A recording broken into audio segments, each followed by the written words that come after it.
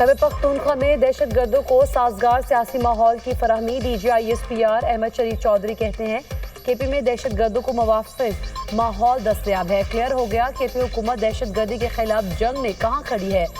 वज़ीर आला फरमा रहे हैं अफगानिस्तान हमारी मदद करे और काबुल सिक्योरिटी गारंटी दे। वज़ीर आला खैबर पख्तूनख्वा का बयानिया खुलकर सामने आ गया है। अगर मिलिट्री ऑपरेशन नहीं करना तो क्या खवारिज के पैरों में बैठना है। क्या खारजी नूर वली महसूद को सूबे का वज़ीर आला लगा दिया जाए, उसकी बैत कर ली जाए। ये तो कहते हैं ऑपरेशन नहीं होने देंगे, सिक्योरिटी हैबतुल्लाह से लेंगे। इनके कहने पर क्या पाकिस्तान अपनी फौज बॉर्डर से उठा दे? कोई मजाक है? खैबर पख्तूनख्वा को दहशत गर्दों के हवाले कर दे जो कहते हैं ऑपरेशन नहीं होने देंगे। क्या उनकी शख्सियत मुल्क से बढ़कर है? ये पाकिस्तान की सालमियत की जंग है, किसी की सियासत और ज़ात पाकिस्तान से बढ़कर नहीं। ANP, JUI, पीपल्स पार्टी, नून लीग पर हमले हुए, फितना और खवारिज ने कभी PTI पर हमला क्यों नहीं किया? खुद को बेइख्तियार कहने वाला बाइख्तियार वजीर आजम था। वो इतना बाइख्तियार था उस वक्त के आर्मी चीफ को कौम का बाप डिक्लेयर कर दिया था। कौम के एक ही बाप कायद आजम मोहम्मद अली जिन्ना है। DGISPR लेफ्टिनेंट जनरल अहमद शरीफ चौधरी की न्यूज़ कॉन्फ्रेंस कहते हैं ये बयानिया मुज़हक़ है। हम बेइख्तियार थे, एक लीडर अपनी जमात को एक आमिर की तरह चलाता रहा। साबिक DGISI को सियासत के लिए इस्तेमाल किया गया। आज की हुकूमत भी बाइख्तियार है और पहले की हुकूमतें भी बाइख्तियार थी। हमारे लिए तमाम सियासी जमातें और सूबे बराबर हैं। किसी सियासी जमात से इशू नहीं, बॉर्डर के जिम्मेदार हैं। जिस सियासी जमात ने ये बात करनी है हुकूमत से करे। हमारा काम सियासी जमातों से बात करना नहीं। सियासत सियासी जमातों का काम है, वो कोई हल निकाल लेंगे।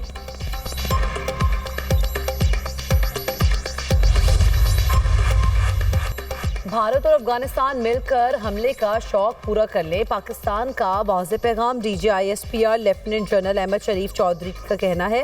भारतीय मीडिया कह रहा है 2026 में भारत और अफगानिस्तान मिलकर पाकिस्तान पर हमला करें। आ जाओ तुम दोनों का शौक पूरा कर देते हैं।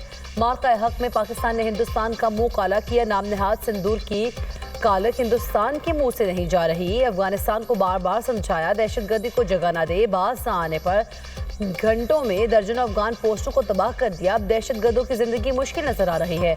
देखने और समझने वालों के लिए बहुत निशानियां मौजूद हैं। पाक अफगान कशीदा सरहदी सूरत हाल के वक्त नाम नहाद अफगान वज़ीर खारिजा हिंदुस्तान में बैठा था। ये है अफगान तालिबान की औकात और असलियत।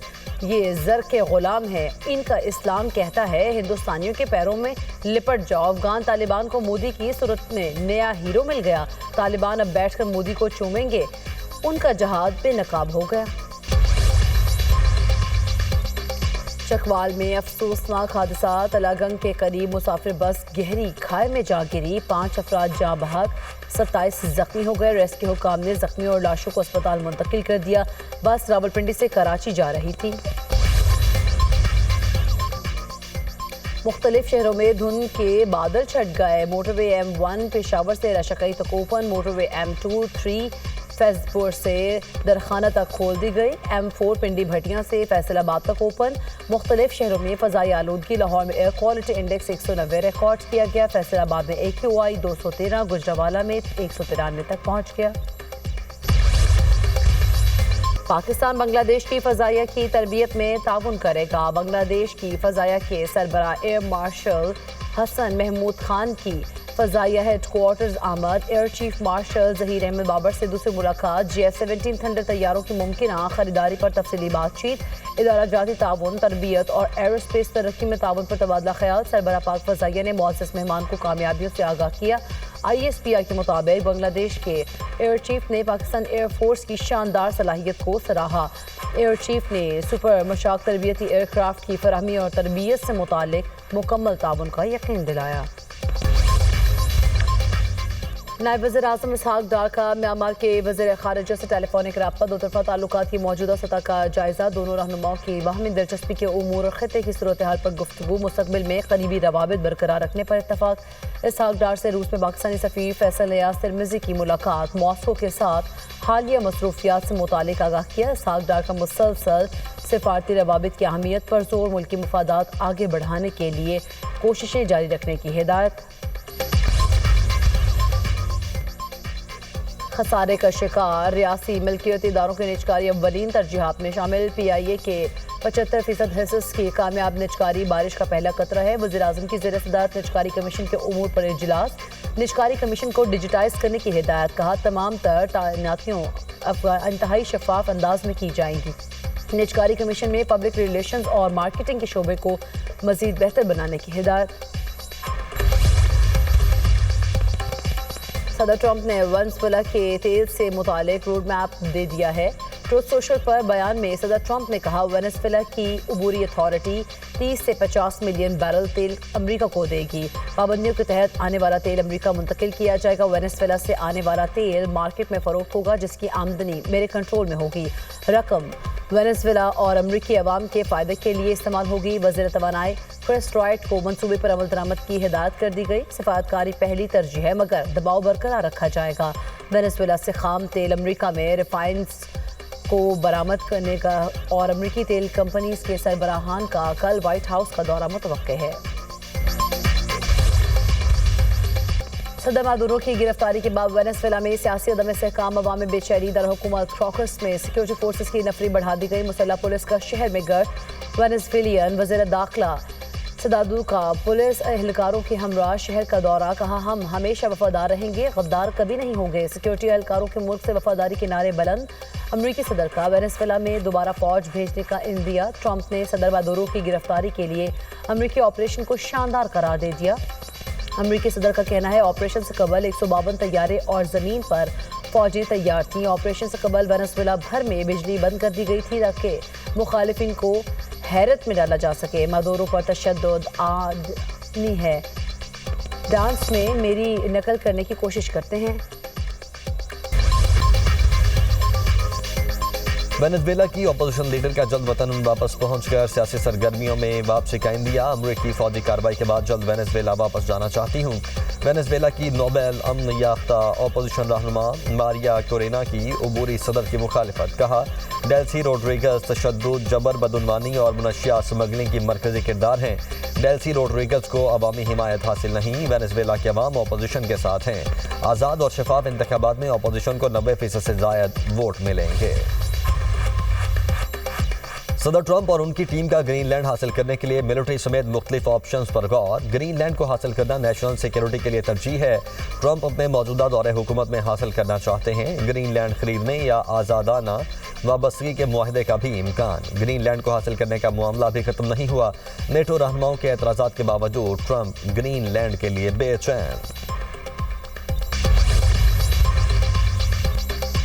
وائٹ ہاؤس نے کیپٹل ہل پر حملے سے متعلق نیا بیان جاری کر دیا، کہا 6 جنوری 2021 کو گرفتار افراد کے ساتھ ناانصافی ہوئی، احتجاج کرنے والوں کو سیاسی بنیادوں پر نشانہ بنایا گیا، سیکیورٹی انتظامات میں کوتاہی، مظاہرین کو روکنے میں ناکامی ہوئی۔ رپورٹ میں مظاہرین کو روکنے میں ناکامی کا الزام اس وقت کی اسپیکر نینسی پیلوسی پر عائد کر دیا گیا۔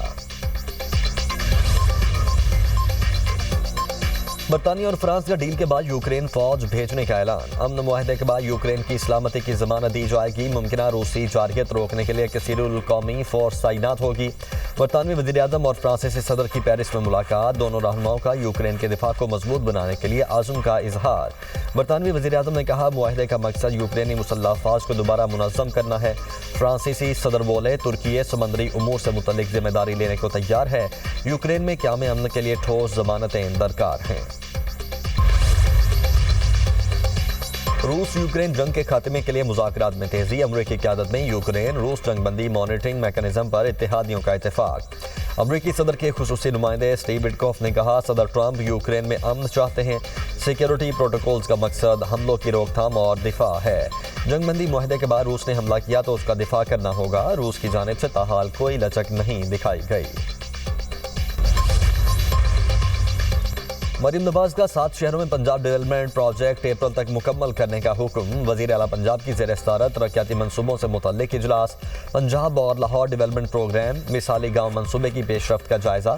اجلاس میں PHA، صاف پانی اور دیہی سڑکوں کے منصوبوں پر بریفنگ۔ وزیر اعلیٰ پنجاب کی تمام ترقیاتی منصوبے مقررہ وقت پر مکمل کرنے کے لیے لائیو ڈیش بورڈ قائم کرنے کی ہدایت۔ مریم نواز نے کہا وہ خود روزانہ کی بنیاد پر منصوبوں کی کڑی نگرانی کریں گی۔ بے گھر افراد کے لیے اپنی چھت اپنا گھر منصوبے की दूसरी किस्त फौरी जारी करने की हिदायत। सड़कों और गलियों में खुदाई के बाद काम मुकम्मल न करने पर इजहार बरहमी। सीवरेज और मुरम्मती काम फौरी मुकम्मल करने की हिदायत। नेपाल में इंतहा पसंद हिंदुओं की जानिब से मस्जिद में लूटमार। मुसलमानों की इमलाक पर हमले के बाद सरहदी शहर बरगंज में कर्फ्यू लगा दिया गया। नेपाल और भारत की सरहद पर वाक़ बरगंज शहर दारुल हुकूमत काठमांडू से 130 किलोमीटर दूर वाक़ है। इंतहा पसंद हिंदुओं ने इतवार के रोज मस्जिद में लूटमार की थी, जिसके बाद मुसलमान मुश्तइल हो गए।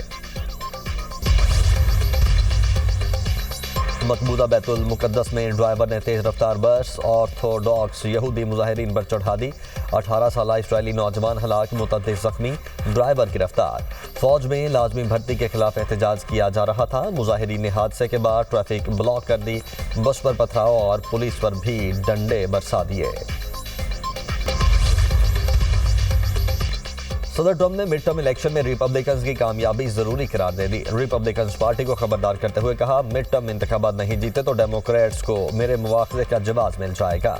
अमेरिका टैरिफ की वजह से माली तौर पर मजबूत हो रहा है। टैरिफ की वजह से जल्द अमेरिका में $650 अरब से जायद की सरमायाकारी होगी। मजीद कहा, अगर मैं इलेक्शन हार गया होता और कमला हैरिस आ जाती तो हमारा मुल्क वेनेजुएला बन चुका होता। कमला हैरिस होती तो इससे भी ज्यादा खराब सूरत हाल होती।